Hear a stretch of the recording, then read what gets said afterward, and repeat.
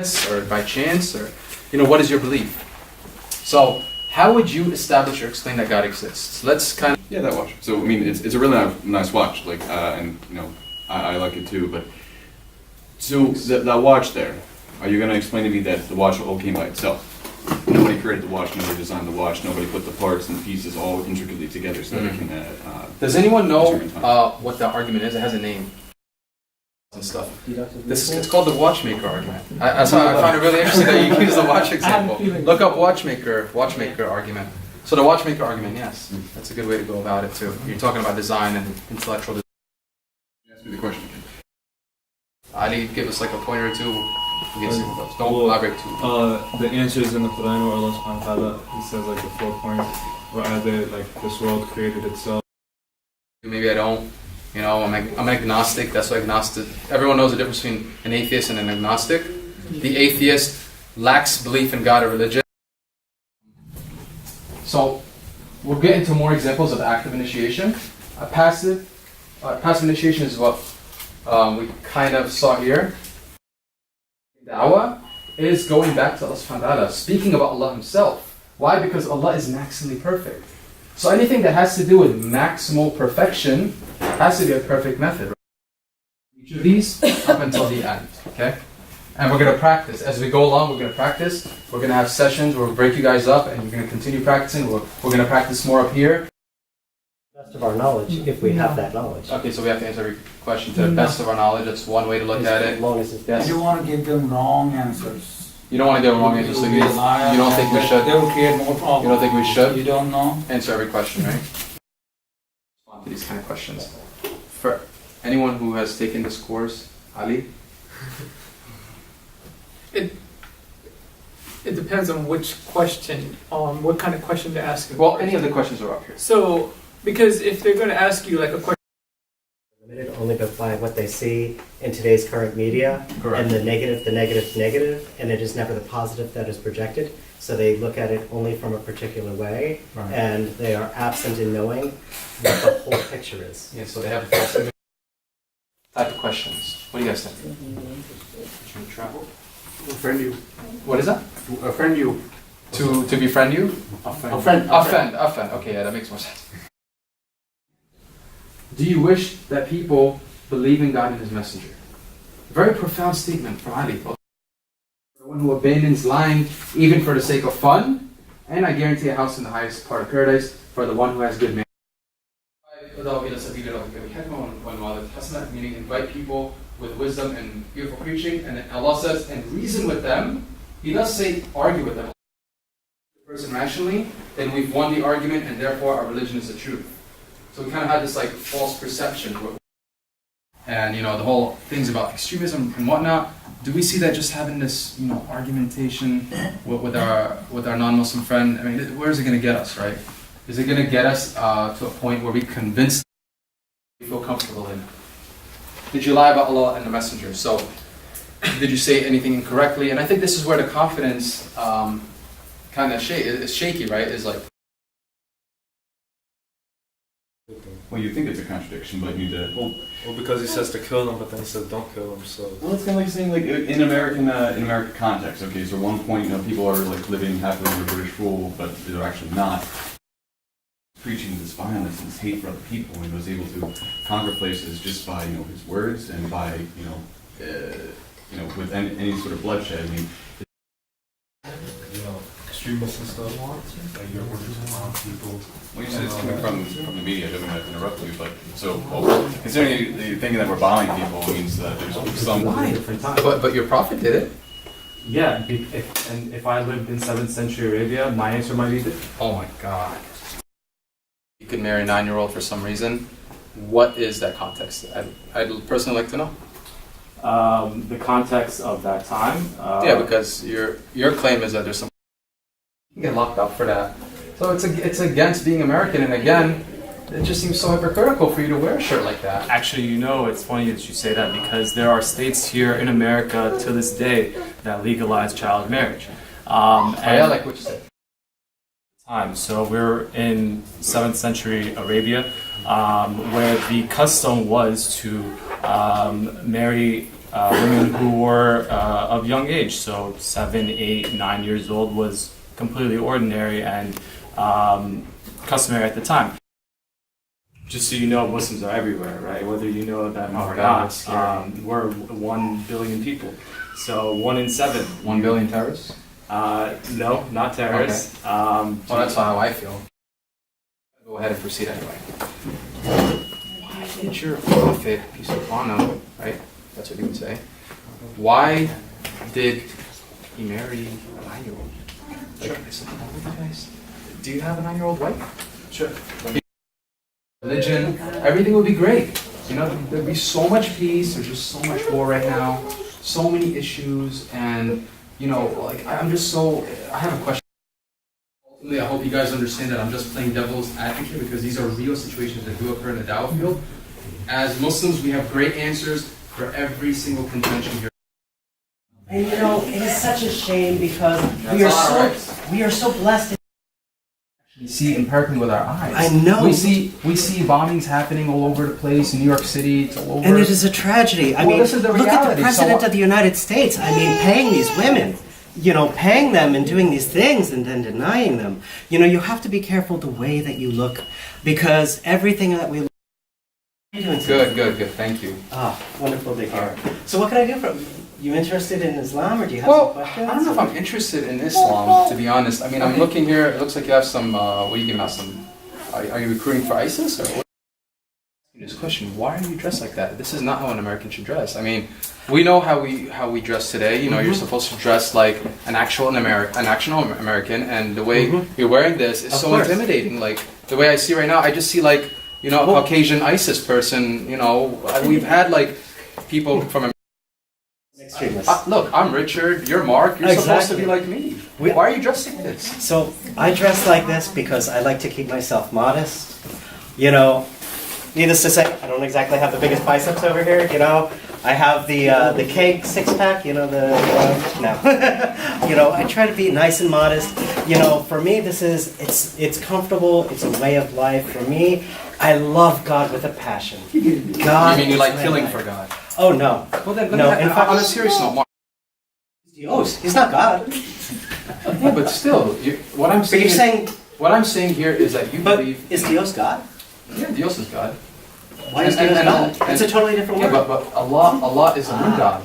Oh, right? but you know what? And I remember reading about like the pagans. They used to, you know what they used to do? Oh, yeah. They used to pray to the idols, calling them Allah. So what is going on with this? So let me ask you. Outreach. No, the headline news, they're focused on who's killing who's going to jail, what politician is thinking of who. But what you're saying is nice. I'm sorry to cut you off. Yes. But you would walk away from this situation, right? Or call the police. You would call the police. Okay.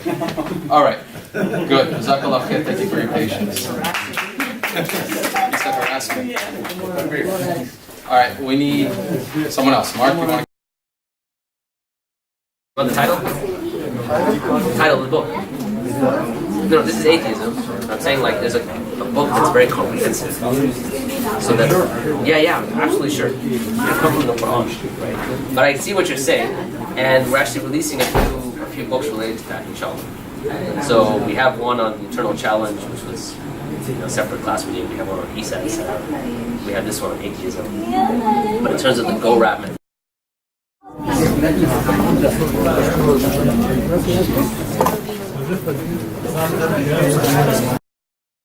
so something that's necessary is that it's impossible for it to have not existed. What is that? It's only Allah, right? So the point is everything in existence, every cup, everything. All right, let's look at some contentions. Someone comes to you and says the universe exists independently. How do you respond to that? Qualities. So far so good? Yeah? I see some people like, oh man, yeah, okay, alright. Because we're unwrapping. Everyone with me so far? Yeah. Okay. That's number 2. Number 3. Something that is dependent means its defining features are... Could they be arranged some other way? Yes. Do they explain themselves? There has to be an external set of circumstances or an explanation. Okay, A it exists. All right, so it could have not existed, could have existed in a different format. Okay, A, so it's not necessary, therefore it's dependent. Are arranged in a specific way, and they did not have to be arranged in that way. They could have been arranged in a different way. And this applies to anything. Think about your circumstances that explain the arrangement. Something outside of the arrangement itself. In this case, it was probably the gardener who came, he arranged the flowers. You know, in the second case, maybe with Trump, it was someone that came from Texas. That's kind of one of the characteristics that you said, universal. Actually, I didn't mention history at all. I didn't say historically it's been true. I said it's been true cross-culturally. Right? Yeah. There's a reason I didn't say that. To us, this is the self-evident truth of God's existence. But in the past few decades, we've seen, thanks to Hollywood and Sure. entertainment industry, perception. Right? So what I'm saying is, people will come with certain contentions like this. Like, oh, well, you say God, oh, I say spaghetti monster. And you're like, okay, hold on a second. Before you go there, let's go back to the characteristics of what is self-evidently true and what's not self-evidently true. You really have to dig down, go to fundamentals, first principles, and, make sure you go to the foundation. Where did it go? Is that self-evidently true? We're going to open this can of worms again, right? All right. Did you guys get the idea, right? Okay. What are the three... Gravity, in the sense that that nature is uniform. Right? Gravity was an example of that. Yeah. The painting? Number 2, untaught. Do you teach someone they're gonna die? No. Probably not. Maybe. Like, look, man. Maybe as a child or whatever it might be. Okay, so it might fall that. What's the third criteria? Evidently true. Yeah. You like? Excuse me. Yes. Oh, okay. So we're going interestingly, comparisons across the different groups of non-religious participants in all 3 studies showed that despite the absence of prominent theistic cultural discourse, non-religious Finnish participants were taught. Yes, it's untaught, right? Clearly, okay? So it's cross-cultural and it's untaught. Last one. Is it intuitive? One particular culture, right? Number 1. Number 2. Is it untaught? In other words, is it via information? Cause, effect. The universe. It has its existence, is there, therefore there's a cause. Effect, cause. Causes. Okay? So let's take a step back. What do I mean by prior creative causes? For instance, if you see a piece of art on the wall, you assume that it had an artist to put it together. Yes? So there was an effect. Now when he's Rabb, in other words, he's the creator, he's the sustainer, and he's the one that orders things. Okay? Al-Mulk, wal-Khalq, wal-Tadbir. Okay? Now, what we're talking about here is specifically we're studying about Allah subhanahu wa ta'ala. We're studying Aqidah specifically. Sometimes you'll study the idea that Allah subhanahu wa ta'ala has the quality of rububiyyah.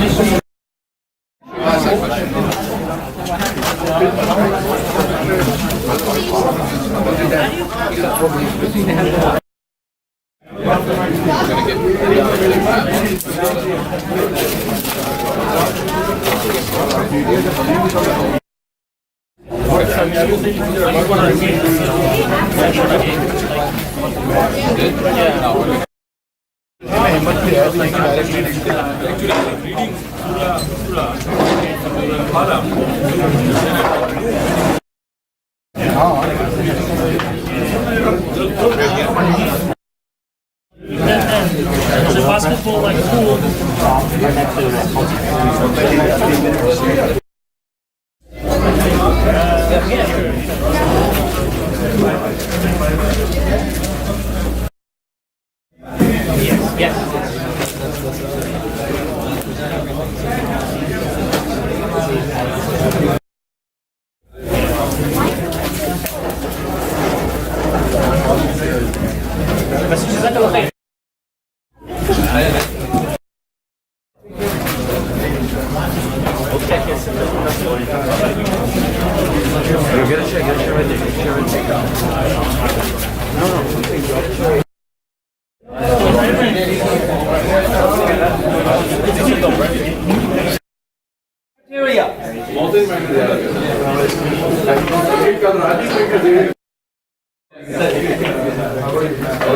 Alright, brothers here.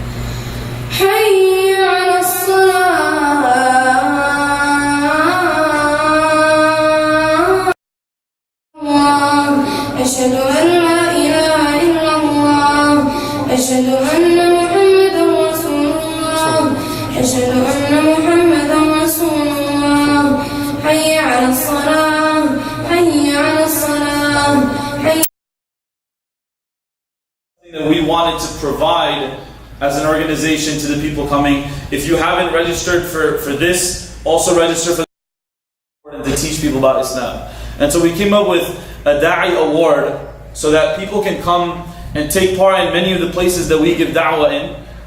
Be you young or old, conversation with a fellow student or a fellow co-worker or so on. And as the Sheikh mentioned, there's so many questions that we may not know how to answer. But we should know how to answer those questions. And this journey of da'wah is something that all of us need to be taking, especially the youth. Muslim majority places that we might have come from, whether it is Pakistan or the Middle East or so, coming here we have to interact more deeply with them. They're our colleagues at work, in school, and all over the place. And coming to the period of colonialism. And now we are still coming out of that period of colonialism, and because their civilization was dominant from that time until now, that we have not been interacting with Ahlul Kitab, with Jews and Christians. Over the years, however, what has happened is that in the Islamic time, when Islam was in its inshallah, they will benefit. You will get the reward for that, and inshallah, you'll see that the point is that you act upon it. And what's so phenomenal about this program is that Saturday we have a full day of sessions. Sunday, after you leave the sessions tomorrow, you will have a bulk of knowledge that then you'll have to pay zakat on. Pakistan, but the Indian subcontinent, let's say. Muhammad bin Qasim, right? Thaqafi. He enters in, right? I mean, think about it. When you come in, like, for instance, my background, I'm from Pakistan, and so I remember I was having a discussion with a gentleman from Pakistan, and he said, I'm an atheist now. Older gentleman. And so we were getting into loving their conquerors, right? Or loving the message. And yet, what you find is, when Islam enters into a certain land, even in that state where he has all that wealth, and even if he has the pressure of his family, like, this isn't very comfortable, right? He's lying down, sallallahu alaihi wasallam, on the floor on palm leaves, and marks of those palm leaves are on his back. Like, think about it. Like the Prophet ﷺ, when you look at how he lived at the end of his life, compared to that he was known as the truthful, right? That when the message first came, even before the message. But the interesting thing is, it took him years of research. He's trying to trace all these words. Why is he trying to compose his book? He wants to show where did the Prophet ﷺ get the knowledge. Saying that he wrote the Quran. Besides that, forget the argument right now. Why is it a positive thing? That's the only thing that was like a positive. Nobody could ever say. He is the one who sent his messenger. Here referring to the Prophet ﷺ. Bil-huda wa din al-haq. Notice in Surah Al-Hadid, 3 things were mentioned. It's a miracle that they can see it, right? So, bil-bayinat wa anzalna ma'ahum al-kitab, with a revelation. Musa alayhi salam comes with what? What revelation? Now that your ego is in check, now think about the things that are being presented to you, and specifically in this ayah, ma sahibakum min. Because you're always discovering it's mutable, it's changeable. Now you're going to use this mutable, changeable thing, right? And you're going to say, I'm going to use this tool to prove the Quran is true. When the Quran is something that is absolute. Does it make sense? Calling someone to Islam, you're thinking that as long as I have the better argument, I can basically, that's my doubt, right? Rationality is basically that I don't think anything like this has been presented in the US up till now. On our own youth, where they're coming up with certain doubts, and many of them have left Islam. And it's very sad. So on and so forth. But da'wah has implications even on our own families. Anyway, so the music stops. The neighbor finds out that he's in prison. The neighbor has some influence. And so he goes and he speaks to the authorities and he gets the man released. This neighbor that had spent, years disturbing his qiyam al-layl. And so as they're on their the section that I was going to look at specifically had to do with the Prophet sallallahu alaihi wasallam. Okay?